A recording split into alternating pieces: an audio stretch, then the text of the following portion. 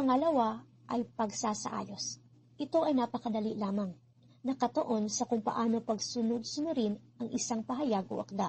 Makikita sa ibaba ang maayos na pagkasunod-sunod ng klasikal na oratoryo. Ang una ay ang introduksyon. Pangalawa ay paglalahad ng mga katotohanan. Pangatlo, dibisyon. Ang pang-apat naman ay patunay or konfirmasyon. Ang panglima ay reputasyon at ang panghuli ay ang konklusyon. Ang pangatlo ay estilo o style. Nauukol sa masining na ekspresyon ang mga detalye. Ang estilo ay nauukol sa kung paano iyon sasabihin. Ito ay nagbibigay ng kaayusan sa akda o komposisyon na nakasalalay sa paraan ng pagpapahayag. Ang pang-apat ay memory. May kaugnayan sa mnemonics o memory aids na tumutulong sa isang orador na sauluhin ang isang talumpati. Ang kanon na ito ay higit pa sa pagmemorya ng isang inihandang talumpati para sa representasyon.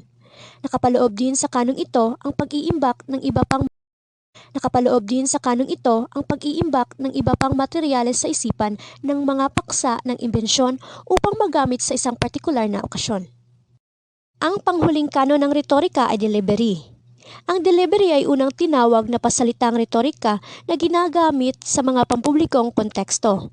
Ngunit ito ay maaari ring ituring bilang isang aspeto ng retorika na nakatuon sa pampublikong representasyon ng diskurso, pasalita man o pasulat.